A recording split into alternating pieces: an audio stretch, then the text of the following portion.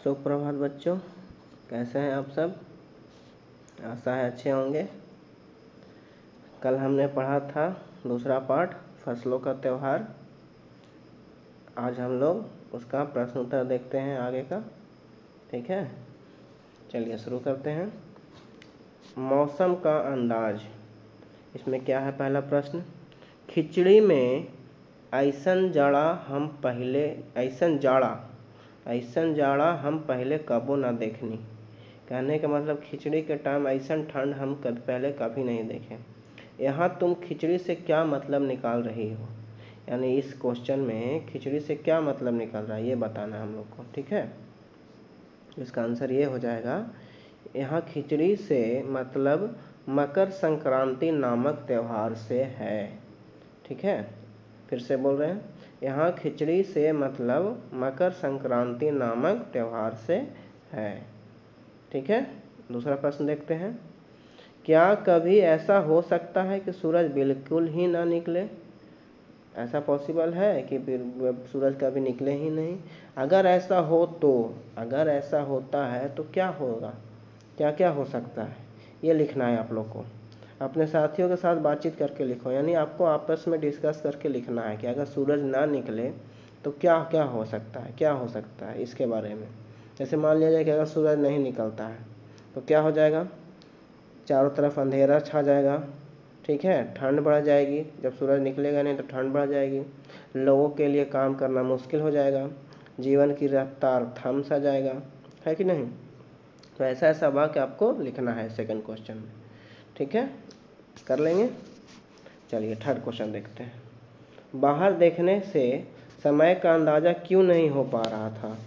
जिनके पास घड़ी नहीं होती वे समय का अनुमान किस तरह से लगाते हैं? यानी कह रहा है इस क्वेश्चन में, बाहर देखने से समय का अंदाज़ा क्यों नहीं हो पा रहा था?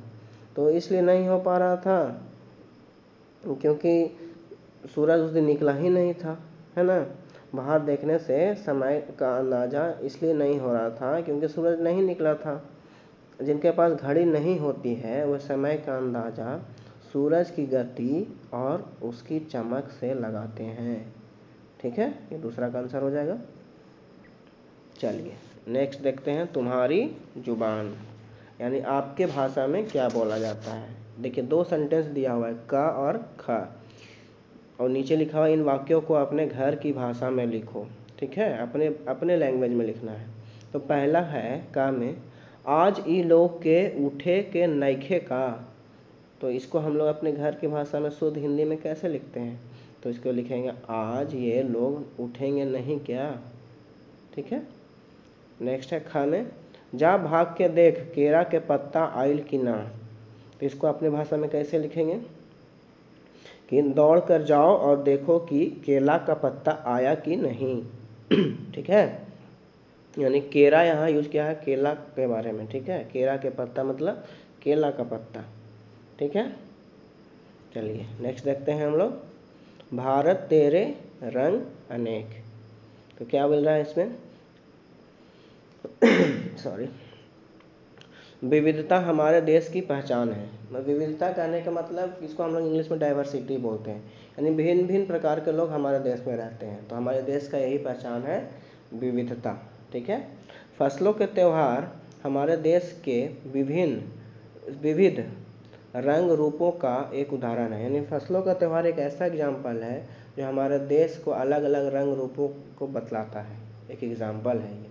ठीक है ना, हर तरह के लोग अलग अलग तरीके से इसको मनाते हैं। जैसे हम लोग बिहार उत्तर प्रदेश में मकर संक्रांति या तिल संक्रांति के रूप में मनाते हैं, गुजरात में पतंग उड़ा के मनाया जाता है, तमिलनाडु में पोंगल मनाया जाता है, केरल में ओणम मनाया जाता है, झारखंड में सरहुल के रूप में मनाते हैं। यानी भिन्न भिन्न तरह के लोग अलग अलग तरीके से इस त्यौहार को मनाते हैं। नीचे विविधता के कुछ और उदाहरण दिए गए हैं, यानी नीचे जो है डाइवर्सिटी का कुछ और एग्जाम्पल दिया हुआ है, यानी अलग अलग प्रकार से। क्या है, 5-5 बच्चों का समूह एक एक उदाहरण लें और उस पर जानकारी इकट्ठा करें। जानकारी के रूप में चित्र, फोटोग्राफ, कहानी, कविता, सूचना परक सामग्री के रूप में हो सकता है। हर समूह से जानकारी को कक्षा में प्रस्तुत करें। ये एक्चुअली क्लास में करना था इसे, लेकिन फिर भी आप अपने से कर सकते हैं। ठीक है, खुद से जैसे भाषा के रूप में, तो भाषा के रूप में लोग अलग अलग कैसे हैं, है कि नहीं। कपड़े कैसे अलग अलग लोग पहनते हैं, जैसे भाषा अलग अलग बोलते हैं, बिहार में कुछ और बोला जाता है, उड़ीसा में उड़िया बोला जाता है कि नहीं। अलग अलग, केरल में कुछ और बोलते हैं, तमिलनाडु में कुछ और बोलते हैं, है ना। तो अलग अलग जगह पे अलग अलग भाषा बोला जाता है। उस वजह से कपड़े भी अलग अलग पहनते हैं, नया वर्ष भी अलग अलग तरीके से मनाते हैं, भोजन भी अलग अलग खाते हैं, लोक कला भी अलग अलग है, लोक संगीत भी अलग अलग है। तो ये सब के बारे में आपको जानकारी इकट्ठा करना है और लिखना है।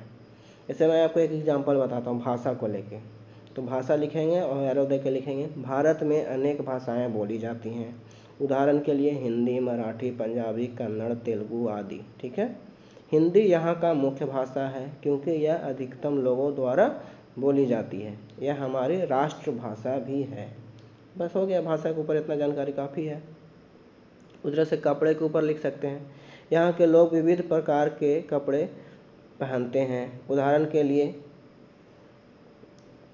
दक्षिण भारत में लुंगी पहनी जाती है, उत्तर भारत में सलवार कमीज, घाघरा चोली, कुर्ता पैजामा आदि पहना जाता है।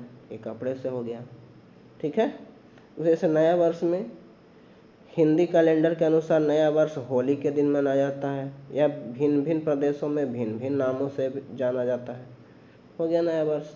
भोजन से रिलेटेड, यहाँ भोजन में विविधता देखने को मिलती है। दक्षिण भारत में इडली डोसा मशहूर है, तो उत्तर भारत में दाल चावल रोटी सब्जी राजमा आदि ये सब मशहूर है कि नहीं, है ना। पश्चिम बंगाल में चावल मछली बड़े शौक से लोग खाते हैं। तो अलग अलग जगह पे अलग अलग ये है। ठीक है। तो इसको आप लोग खुद से लिखेंगे। ठीक है। सेकंड क्वेश्चन है इसमें, तुम्हें कौन सा त्यौहार सबसे अच्छा लगता है और क्यों। आपको सबसे अच्छा फेस्टिवल कौन सा लगता है, जो भी लगता है उसका नाम लिखना है और क्यों लगता है इसके बारे में भी लिखना है। इस दिन तुम्हारी दिनचर्या क्या रहती है, यानी इस दिन आपका रूटीन क्या होता है, आप क्या क्या करते हैं सुबह से उठकर, ये सब आपको लिखना है। ठीक है। जो भी फेस्टिवल पसंद है उसको लिखना है। जैसे मेरे को होली पसंद है, ठीक है, तो मैं होली के बारे में लिखूँगा। जैसे होली पे मैं लिखता हूँ, होली का त्यौहार मुझे सबसे अच्छा लगता है क्योंकि इस दिन लोग ऊंच नीच का विचार भूलकर एक दूसरे के गले मिलते हैं और खुशियाँ मनाते हैं।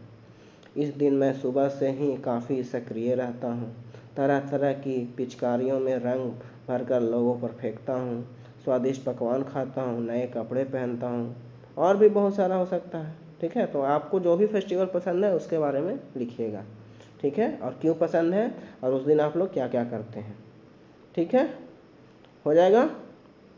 आज इतना करके दिखाइए, फिर आगे का हम लोग कल देखते हैं। ओके। Thank you class.